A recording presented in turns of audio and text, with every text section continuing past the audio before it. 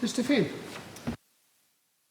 Mr Acting President, in rising to speak on this bill today, it occurs to me that what we see around here from time to time is quite amazing in its own way, and I've been of the view for quite some time that if indeed we stay long enough around here, that we'll see just about everything.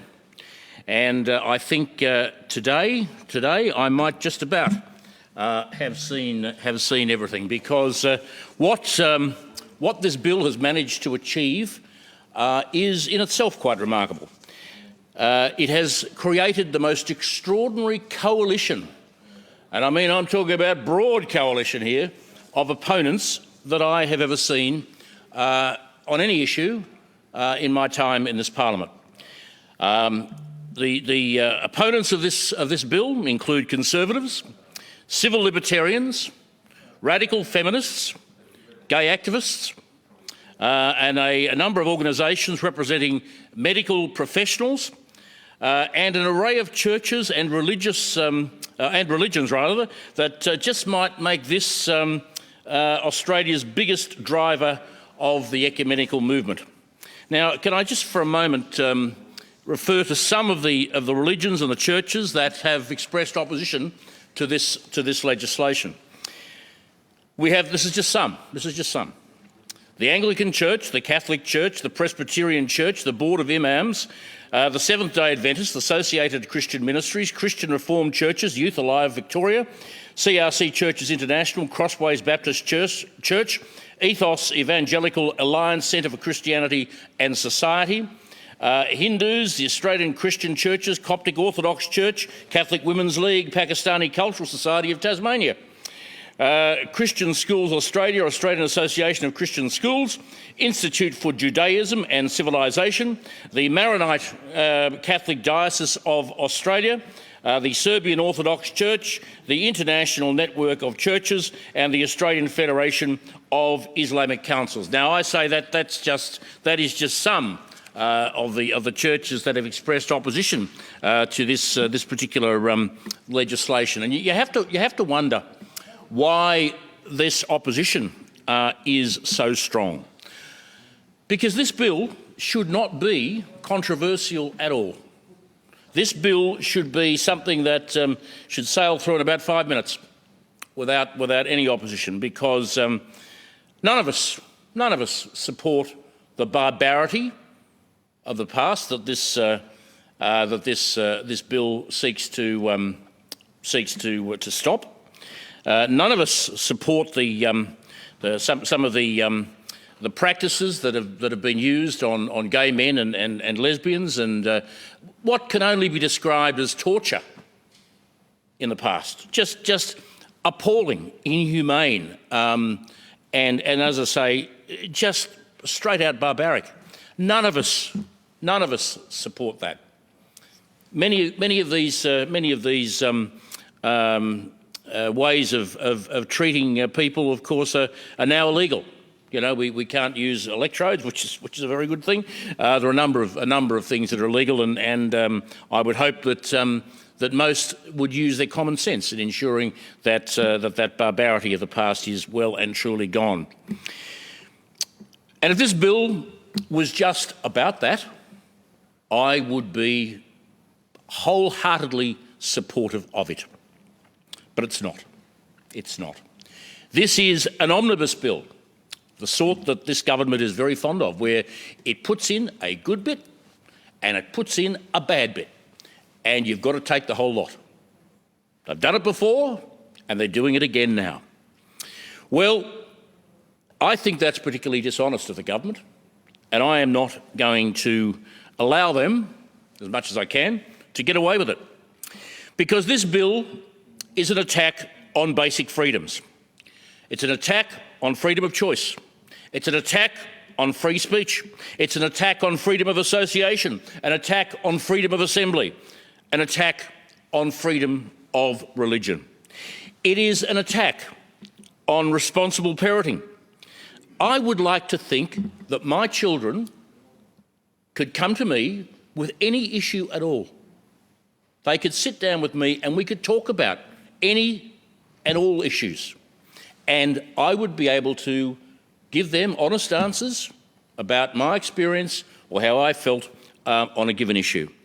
What this bill does is actually criminalise that sort of openness between. Well, read the bill. Go and read the bill. Go and read the bill. I see, Satan's little helpers over there getting very excited. But go and read the bill. Go and read the bill, because that's exactly what happens. And parents and children deserve better. They deserve better than this sort of legislation. I think it is just appalling. No parent should be criminalised for loving their kids. No parent should. And I think it is despicable that this government puts up this proposal today. It is, of course, also an attack on the doctor-patient confidentiality. Now, I have been told for as long as I can remember that the most important thing in life is the confidentiality, the relationship between a doctor and his or her patient. You can't interfere with a relationship between a doctor and his or her patient. Well, here we have a bill, a government bill, which aims to do just that. They aims to do just that, and I find it astonishing. I find it astonishing that this would happen. Every one of us should have the ability and the right to go to our medical practitioner, speak to him or her in confidence, without fear that they may be dragged off to jail. We all have that right. All of us, every single one of us. This bill actually takes that right away from a very vulnerable group in our society, and that is something that I find just appalling.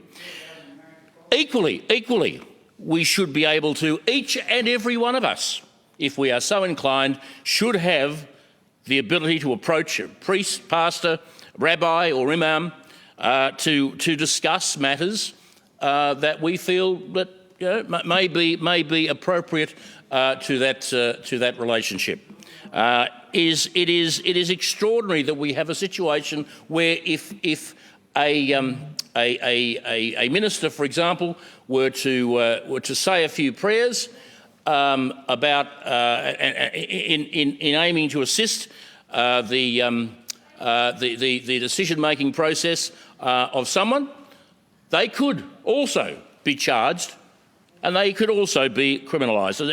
It is just beyond me. It is just beyond me how any government thinks it can get away with that. No government has the right to legislate anyone's prayer life. Get out of it. The government should just get out of that altogether. And of course, this bill is very much an attack on children.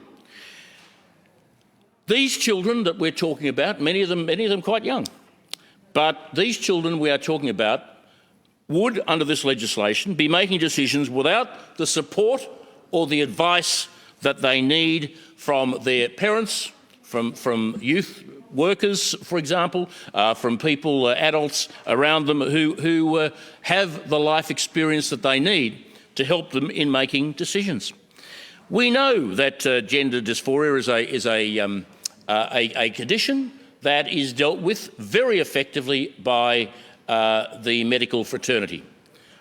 We do not need the sort of social engineering that this bill brings about. We've already seen a great number of children go to the children's hospital, for example, confused about their gender, and that's just, well, it's not rubbish at all. That is a fact. It's gone from half a dozen a year to well over 1,000, as I understand it, and that in itself is a worry. That in itself is a worry, and this bill is just going to add to that. This is also an attack on the rights of gay men and lesbians, the right to seek and to receive advice. Now, this is just extraordinary. This government says it wants to protect the gay men, lesbians, and introduces legislation that does exactly the opposite. And I've spoken to gay organisations within the last day that have expressed that very same view. And that's something that they are appalled about. And they have urged me very strongly, and I'm sure they have urged others very strongly as well, to vote against this legislation. Mr. Acting President, in a few weeks' time, the 27th of February, I will have been a member of the Liberal Party for 40 years. That is a very, very long time. Now, I have, an occasion like this, it makes one reflect on why I joined the Liberal Party.